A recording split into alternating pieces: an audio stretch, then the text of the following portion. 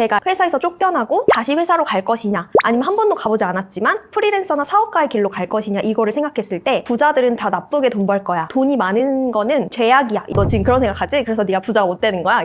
뼈 맞았다라. 안녕하세요, 알리사입니다. 제가 제 인생을 바꿔준 인생책 6권에 대해서 소개를 해드리고 있는데, 오늘은 웰싱킹에 대해서 이야기를 해보도록 하겠습니다. 이 책은 저한테 부자에 대한 시선을 바꾸게 해준 책이고, 돈을 어떻게 벌어야 되는지에 대한 뿌리를 바꿔준 책이에요. 뿌리를 바꿨던 건 되게 알았는데 왜 뿌리를 바꿔줬나요? 제 가장 밑단에 있는 생각을 바꿔줬거든요. 그 뿌리를 뽑고 새로운 뿌리를 심으니까 새로운 습관들이 생기고 새로운 행동들이 나와서 새로운 삶을 살게 된 거죠. 제가 이 책을 읽기 전에는 부자들은 다 나쁘게 돈 벌 거야, 돈이 많은 거는 죄악이야, 이런 생각이 되게 강했거든요. 근데 제 생각을 읽는 것처럼 그런 구절들이 이 책 안에 들어있어요. 너 지금 그런 생각하지? 그래서 네가 부자가 못 되는 거야? 이러면서. 그래서 되게 뼈 맞았다라고 느낀 책이기도 하고, 그리고 습관에 대해서도 나오는데 좋은 습관을 가져야 된다고만 생각을 했지 나쁜 습관을 버려야 되는지 몰랐거든요. 그런 근본적인 방법들도 알려주고, 잘 살려면 어떤 생각들을 해야 되는지 근본적인 것들을 들여다보게 해주는 힘이 생겼어요. 그래서 저는 뿌리가 바뀌었다라고 얘기를 하는 거죠. 저는 그 구절 보면서 엉엉 울면서 봤거든요. 일단 너무 힘들었겠다라는 생각이 들면서 모두가 하는 정말 대단하다. 그러면서 플러스로 이분도 이렇게 했는데 나는 왜 못해? 나는 상황이 더 좋은데 왜 못해? 해가지고 자신감을 많이 얻게 됐어요. 그때 이제 저는 평생 직장인으로 월 200만 원만 받고 살아야 되는 건 줄 알았거든요. 그렇게 그냥 평생 늙어 죽는 건 줄 알았어요.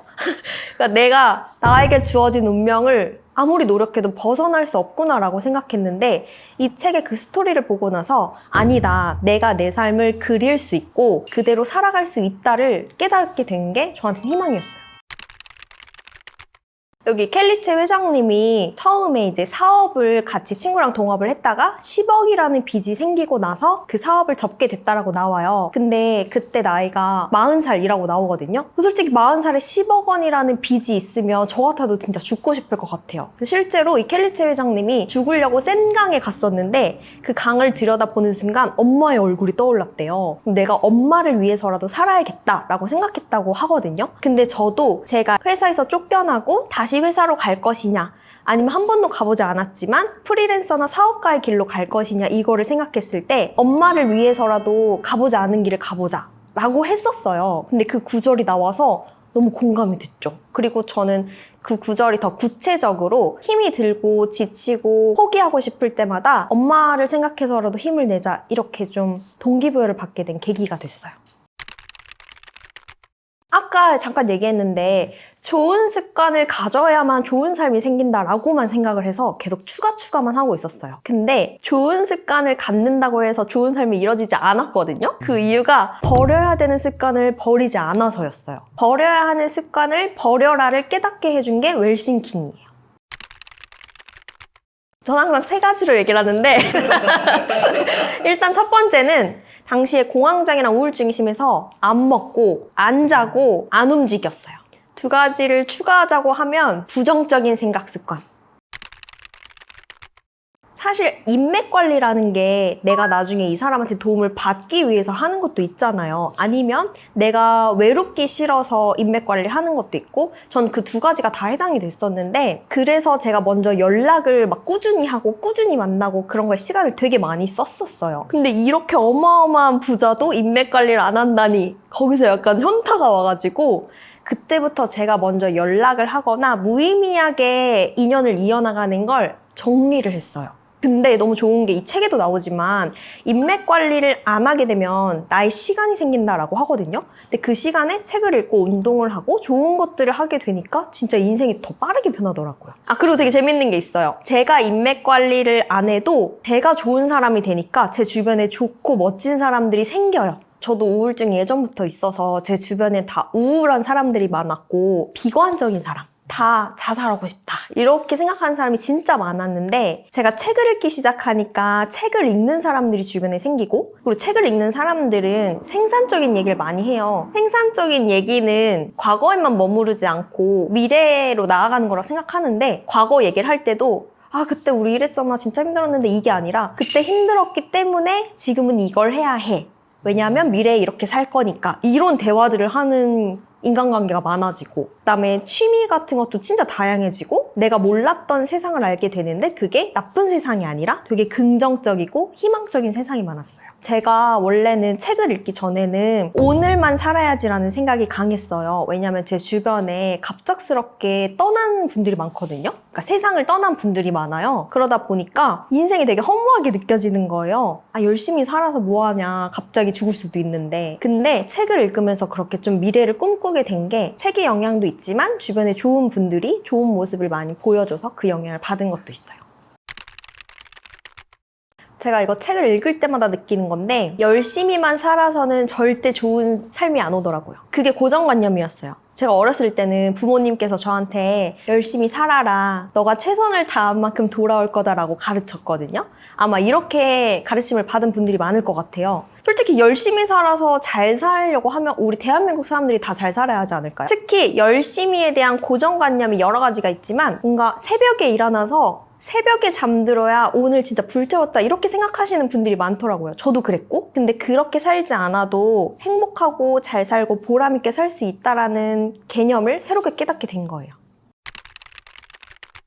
저는 둘 다 상관없이 열심히에 대한 개념을 바꾸셨으면 좋겠어요. 아까 얘기했던 새벽에 일어나서 새벽에 잠들어야 돼. 혹은 하루 종일 빡빡한 스케줄을 다 체크 해가지고 이걸 다 완수했을 때 오늘 잘 산 것 같아. 이걸 열심이라고 생각하지 않으셨으면 좋겠어요. 반대로 좀 하루를 여유 있게 보낸다. 하루에 4시간만 일한다고 해서 게으르다고 생각하지 않으셨으면 좋겠어요. 이 고정관념만 바꾸고 나면 열심히 살건 게으르게 살건 그건 전혀 문제가 되지 않는다. 이것도 이제 대한민국 교육의 폐해인데요. 열심히 살면 돈은 따라온다. 돈은 정직하게 벌어야 된다. 돈을 많이 가지고 있으면 욕심쟁이고 악덕한 사람이다. 이런 것들 있잖아요. 근데 사실 저도 그런 거 진짜 많았거든요. 선입견이. 아니면은 반대로 막 TV에서 해외여행 맨날 가고 연예인들 그러고도 막 풍요롭게 살고 이런 거 나오잖아요. 그러면 엄마가 옆에서 아유 돈 많으니까 저러고 살지 우리는 돈 없어서 안 돼. 이런 얘기를 많이 하셨어요. 근데 그게 무의식에 박혀서 나는 돈이 없기 때문에 힘들게 살아야 돼라는 게 생기더라고요. 근데 그게 돈을 더 못 벌게 하는 악영향으로 끼쳤어요. 이것도 돈에 대한 선입견을 버려야 할 필요가 있다. 그거 벗어나려고 책 진짜 많이 읽고 나쁜 생각 들 때마다 계속 아니라는 근거를 썼어요. 부자들은 선하다. 선한 영향력을 가지고 있다. 그거를 책을 읽기 전엔 전혀 몰랐어요. 예를 들면 어쨌든 저도 켈리치 회장님이 이런 책을 안 써줬으면 저도 이런 걸 몰랐을 거잖아요. 그렇죠. 이런 것도 선한 영향력이라고 생각을 해요. 그리고 심지어 이 책의 인쇄를 전에 기부를 하셨대요. 그게 너무 멋있는 거예요. 그래서 그런 식으로 내가 가진 거를 더 원 없이 나누려면 어느 정도의 돈을 더 벌어야 되는구나? 그런 걸 좀 깨닫게 된 거죠. 그리고 저는 부자라는 정의가 이 책을 읽기 전에는 돈이 많은 사람, 그게 끝이었어요. 근데 책을 읽고 나니까 마음그릇이 넓은 사람, 지혜로운 사람, 미래를 좀 내다볼 줄 아는 사람, 주변을 잘 챙길 줄 아는 사람, 이렇게 개념이 바뀌더라고요. 부자를 바라보는 시선이 바뀌니까 나도 부자가 되고 싶다는 생각이 자연스럽게 들더라고요. 럭키드로우 읽을 때 했던 시각화는 멋모르고 했던 시각화라면 웰싱킹을 읽고 깨달은 건 왜 시각화를 하면 그 일이 현실로 일어나는지에 대한 양자역학의 얕은 지식을 알 수 있었다? 그 지식을 알고 나니까 조금 더 마음에서 우러나서 행동할 수 있었어요. 이걸 시작으로 양자역학 책도 몇 권 읽었었어요. 그러다 보니까 더 행동하는 데 있어서 확신을 갖게 되더라고요. 제가 처음에 책을 읽고 충격적이었던 게 그거였어요. 나는 할 수 있다를 매일 외치래요. 그래서 처음에 나는 할 수 있다를 외쳤는데 제가 처음에 뭐라 그랬냐면 미친 거 아니야? 이랬거든요. 이걸 왜 하라는 거야? 사이비 같아? 이랬거든요. 근데 그냥 했어요. 하라고 하니까. 그래서 처음에는 오글거리니까 1번 하고 둘째 날은 3번 하고 그 다음 날은 마음에 와닿을 때까지 하고 근데 그러다 보니까 진짜 자신감이 엄청 생기고 제가 포기하고 싶은 순간에 그 힘을 주더라고요. 전 지금까지도 긍정학원을 하는데 제가 저한테 마법을 부리는 것 같아요. 그 느낌이.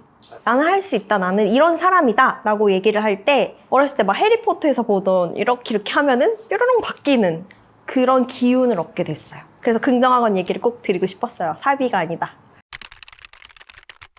근데 제가 계속 부에 대한 얘기만 했던 것 같은데 우선순위 가치관을 바꿔준 책이기도 하거든요. 이 책으로 그 뿌리를 바꿨다고 했잖아요. 여기 책 안에 우선순위 가치관을 파악할 수 있는 키워드들이 나와요. 60개인가? 그렇게 나오는데 5개를 선정하라고 하거든요. 그때 제가 명확히 깨달았던 게 나는 생각보다 건강을 중요하게 생각하는구나 이런 것도 깨달았고 원래 몰랐는데 나의 우선순위 가치관을 알게 되면 세상을 살아가면서 선택의 순간이 왔을 때 많이 흔들리지 않을 수가 있고 그게 곧 삶의 방향성을 만들더라고요. 그래서 저는 이 책으로 그 우선순위 가치관을 꼭 점검해 보셨으면 좋겠어요. 이 웰싱킹 책은 부자가 되고 싶은데 방법을 모르는 사람, 돈 많이 벌고 싶은데 방법 모르는 사람 이 책 진짜 꼭 읽어보세요. 사실 저는 책을 읽고 돈이라는 게 돈 자체에 아무 힘이 없구나를 정말 많이 깨닫고 있어요. 그래서 예전에는 그냥 연봉 높이기에 목숨 걸고 살았다면 지금은 내가 왜 1년에 1억을 벌면 1억을 벌면서 살아야 되는지 그 왜를 생각하게 됐어요. 그러다 보니까 점점 더 많은 돈이 들어오더라고요. 그래서 돈을 많이 벌고 싶으신 분들이 꼭 읽어봤으면 좋겠고 내가 지금까지 어떻게 살았는지 모르겠고 앞으로 어떻게 살아야 되겠는지 모르겠는 사람들 아까 얘기했던 삶의 우선순위 가치관을 점검해야 될 때라고 생각해요. 그래서 이 책을 읽으면서 우선순위 가치관을 꼭 점검해봤으면 좋겠습니다. 저는 20대 때 내가 해볼 수 있는 거 다 해보자 해가지고 진짜 많은 경험을 했거든요. 이 경험이 30대가 되고 족쇄가 됐었어요. 왜냐면 내가 20대 때 이런 경험 해봤는데 안 되던데? 라는 고정관념이 30대가 되고 나서 앞으로 나아가지 못하게 막고 있더라고요. 근데 그게 클루지래요. 그래서 클루지는 과거에 경험했던 것만으로 앞으로 미래를 결정하는 사람들한테 꼭 도움이 되는 책이에요. 과거에 얽매여 있는 사람들이 이 영상을 다음에 꼭 시청을 해야겠죠. 그래서 다음 영상도 기대가 된다면 구독과 좋아요 꼭 눌러주세요. 다음 책에서 뵐게요. 감사합니다.